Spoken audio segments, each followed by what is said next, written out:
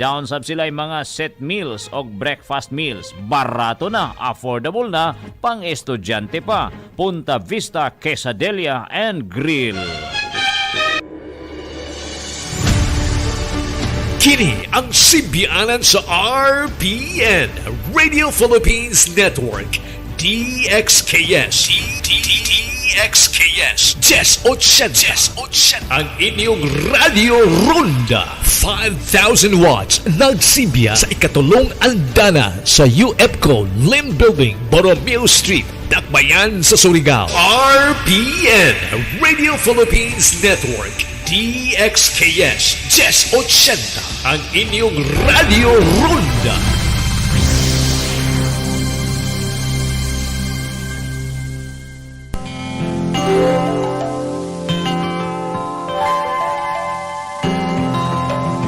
Kinaiyahan, bililhong gasa gikan sa kahitasan, salamin sa gahomog grasya sa Diyos nga magbubuhat, naghatag og katahom sa atong kalibutan, tinubdan sa tanang matang sa kinabuhi.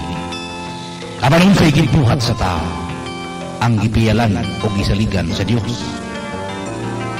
Ang Mine Rehabilitation Fund Committee uban sa Mines and Geoscience Bureau Region 13 mutanyag kaninyo nining tulumanon. Katilingban o kinaiyahan. Katilingban o kinaiyahan. Dinhihisgutan ang nagkadayang kalihukan sa MGB o sa MRFC ingon man sa mga mining communities alang nga sa pag-amping sa gasa sa kinaiyahan o ang kaakuhan sa katilingban. O karon, aniya ang inyong tigdumala. Maradyaw na adlaw sa sukinamong tigpaminaw. Magandang araw sa mga tagapakinig ng programang Katilingban o Kinaiyahan. Ako po ang inyong lingkod na si Marie Penelope Fang ng Mines and Geosciences Bureau Regional Office No. 13. Malugod na pagbati po kay MGB 13 Regional Director Engineer Larry M. Herades at sa mga division chiefs at empleyado ng MGB 13 na patuloy sa paghahatid ng serbisyo publiko at pagpapatupad ng responsableng pagmimina. Pagbati rin po sa lahat ng mga mamamayan na kabilang sa industriya ng pagmimina sa Caraga Region. Hangad po namin na magbunga ng masagana ang mga gawain ninyo sa araw na ito. Nawa ay patuloy kayong makibahagi sa kaunlaran ng industriya at ng sambayanang Pilipino. At syempre pa, ibinabati rin po namin ang mga residente sa mga mining communities. Magandang araw po sa inyong lahat.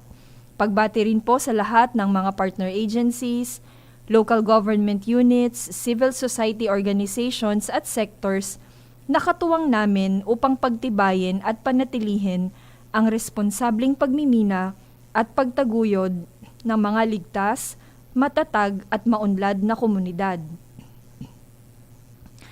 Ngayong araw na ito ay magbabahagi po ako ng mga impormasyon tungkol sa 2023 National Women's Month Celebration na ipinagdiriwang ng aming tanggapan kasama ang Department of Environment and Natural Resources, ang Philippine Commission on Women, ang ating pamahalaan at ang sambayanang Pilipino. Happy Women's Month po sa lahat ng kababaihan. Ano ba ang pinagmulan ng pagdiriwang na ito? Bakit ba tayo nagdiriwang ng National Women's Month kada taon tuwing buwan ng Marso? Ibabahagi ko po ang mga impormasyon mula sa Philippine Commission on Women. The observance of International Women's Day was a result of the organizing activities of women in the early 20th century. Between 1909 and 1911, working women in the United States of America participated in organizing strike activities of the National Women's Trade Union League and other concerned groups. They were protesting against low wages, lack of protective legislation, and the very poor working conditions to which women workers were subjected during that time. The demonstrations were an offshoot of the tragic March 1911 Triangle Shirtwaist Factory fire in New York City. which took the lives of more than 140 working girls, mostly Italian and Jewish immigrants. Subsequently, the inhumane working conditions and other unfair labor practices leading up to the disaster were invoked during the observance of the International Women's Day. In Europe, Clara Zetkin and the Socialist Women's International demanded that March 8 be International Women's Day, celebrated each year to recognize working women around the world. The celebration of International Women's Day has since stimulated major historical events.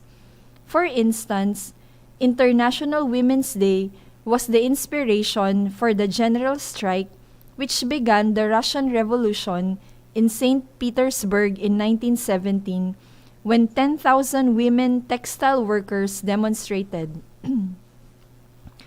It is due to such a history of women organizing around the world that International Women's Day was officially recognized by the United Nations to celebrate women's contributions to all societies.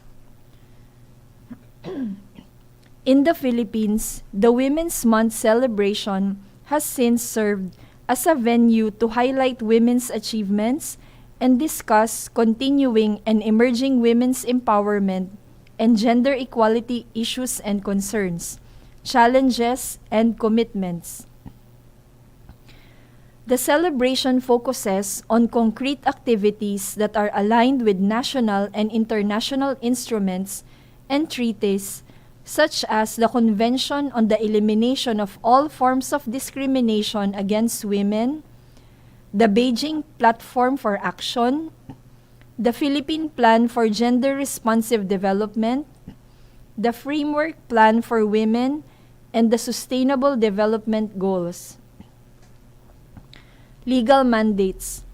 The passage of the following laws serves as the legal basis for the celebration of National Women's Month.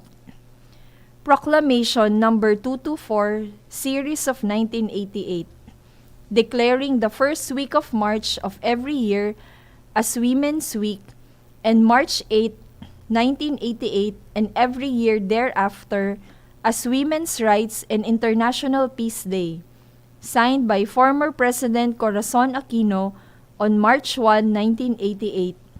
It affirmed our solidarity with the United Nations and recognized Filipino women's contribution to the struggle for national independence, civil liberties, equality, and human rights.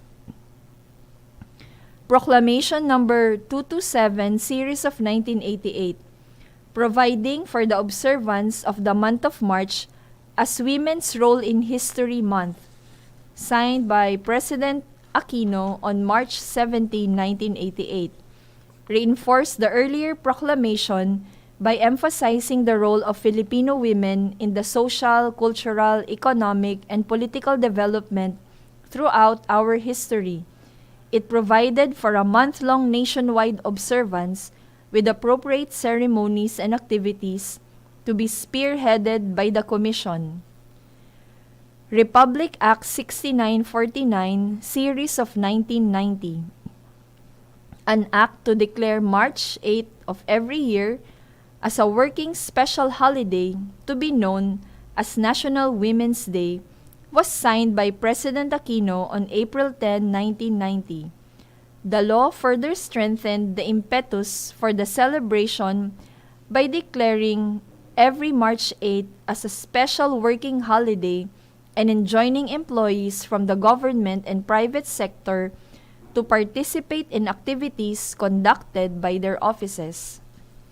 2023 to 2028 theme.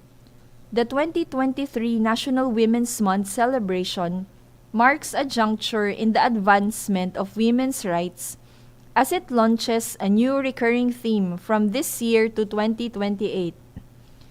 We for Gender Equality and Inclusive Society. It sparks a renewed commitment to the advocacy and banks on the gains achieved during the 2016 to 2022 theme, We Make Change Work for Women, which emphasized the need for compassionate and harmonized networks towards gender equality and women's empowerment. The recurring theme also aligns with the Philippine Development Plan 2023 to 2028, which aims for deep economic and social transformation to reinvigorate job creation and accelerate poverty reduction by steering the economy back on a high growth path.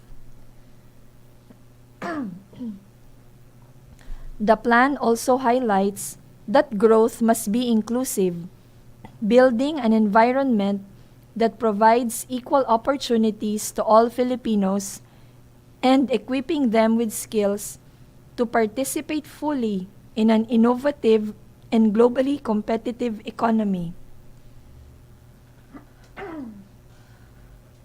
We begin this new era of the National Women's Month celebration with the hope and ambition that we are all for gender equality. We are all for an inclusive society. Elements of the theme. We stands for women and everyone, emphasizing the role of women themselves and everyone in the pursuit of gender equality. We also stands for women's empowerment, which can only be achieved when agencies, mechanisms, institutions, private partners, and duty bearers from the national to the local level provide women equal rights and opportunities, and women take these opportunities to further themselves. With women and everyone in synergy, we can make gender equality a possibility. Gender equality is the first half of the gender equality and women's empowerment advocacy. And it is the ultimate goal when we advance the rights of women.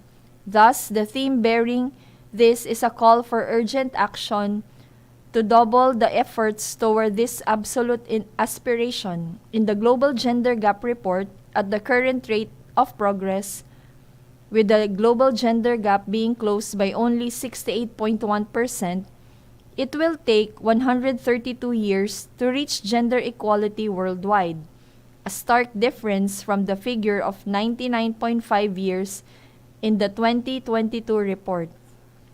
Hence, this means that none of us, or most likely many of our children, will see gender parity in our lifetimes. But not all hope is gone, because our right for gender equality today is for a better and more inclusive tomorrow, albeit not in the next generations. The term gender equality is also preceded by the word for, signifying our call to women and everyone to vote for, take action on, and promote equality and inclusivity. What is an inclusive society? This is a call not only for a gender-responsive society, but an inclusive one. A society that overrides differences in soji, class, ability, generation, status, and culture. A society where every individual, each with rights and responsibilities, has an active role to play. Equality and inclusion go hand in hand in the gender equality and women's empowerment advocacy. The National Women's Month aims to inform and engage women and everyone to push for gender-responsive government programs and services that empower women to contribute to nation building, to provide platforms to share good practices and address gaps, challenges, and commitments in pursuing gender and development, to further strengthen the implementation of the Magna Carta of Women toward its milestone 15th year in 2024. To inspire women and girls to empower themselves and take on leadership roles opportunities, and benefits toward maximizing their full potential and also to enable them to reap the fruits of gender equality. And lastly, to promote a society that ensures inclusion, protection of fundamental freedoms, diversity, and social justice, and in which every individual, each with rights and responsibilities, is capacitated and encouraged to take an active role to play. Focus for the 2023 National Women's Month celebration. In line with the United Nations Women's International Women's Day theme, Digital, Innovation, and Technology for Gender Equality, the 2023 National Women's Month celebration will call for the empowerment of women and girls toward maximizing their benefit from innovation and technology, and bridging the gender gap in information and communication technology and connectivity. This is also in line with the priority theme of the 67th session of the United Nations Commission on the Status of Women, Innovation and Technological Change, and Education in the Digital Age for Achieving Gender Equality and the Empowerment of All Women and Girls.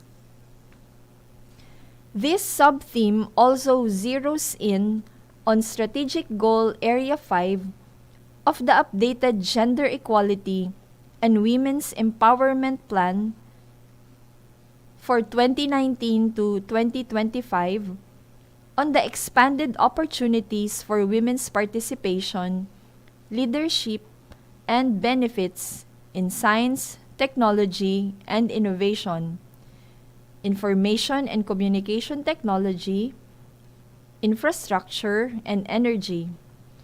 Over the years, there have been strides in this goal, including women in micro, medium, and small enterprises being assisted with technological innovations to improve their products, services, operations, and increase their productivity and competitiveness, as well as the increased awareness of women and girls about cyberbullying and online sexual abuse. However, there are still emerging issues that must be given attention and action in terms of bridging the digital divide, enrolling and supporting more women in these industries, ensuring a gender-responsive recovery program in the science, technology, and innovation and information and communication technology sector, and making these industries safe for and beneficial to women.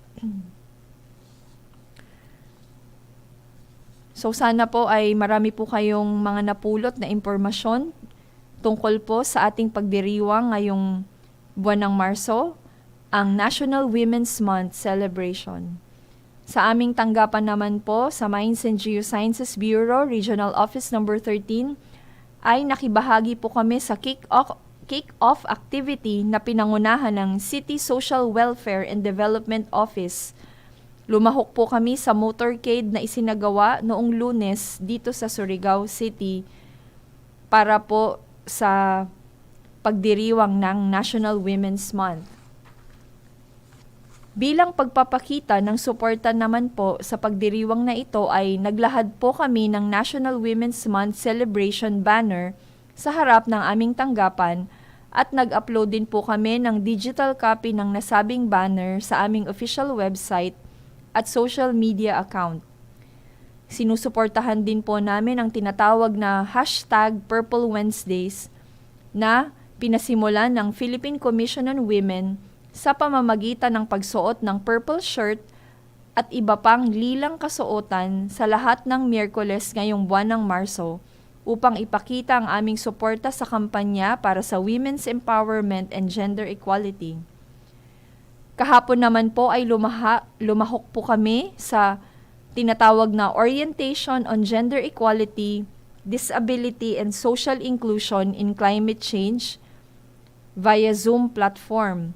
Ang nasabing webinar ay isinagawa ng Gender and Development Office ng Department of Environment and Natural Resources na pinangunahan ni Attorney Annalisa Rebueltate na siyang DNR Undersecretary for Finance, Information Systems, and Climate Change at siya rin po ang chairperson ng DNR National Gender Development Focal Point System. Kabilang po ang mga empleyado ng DNR Central Office, mga bureaus po katulad ng aming tanggapan, attached agencies, regional offices, PENROS at CENROS sa webinar. Ang DNR po ay nakikiisa sa buong sambayanan sa pagdiriwang ng walang kaparis na papel ng mga kababaihan sa pagtaguyod ng gender equality, women's empowerment at inclusivity. So, yan lang po ang maibabahagi ko ngayong araw na ito tungkol sa 2023 National Women's Month Celebration. Ulitin ko po, Happy Women's Month sa lahat ng mga kababaihan. Para naman po sa ating publiko, kung mayroon po kayong mga issues and concerns, maaari po kayong magpadala ng email sa region13@mgb.gov.ph. Ulitin ko po, region13@mgb.gov.ph. Inaanyayahan din po namin kayo na bumisita sa official website ng MGB Regional Office number 13 sa www.mgbr13.ph. Ulitin ko po, www.mgbr13.ph para sa mga news at updates. Nawa ay maging kaisa namin kayo upang maging ganap ang madhikain ng industriya ng pagmimina sa Caraga Region para sa kapakanan ng nakararami. Sa ngalan ng Mines and Geosciences Bureau Regional Office number 13,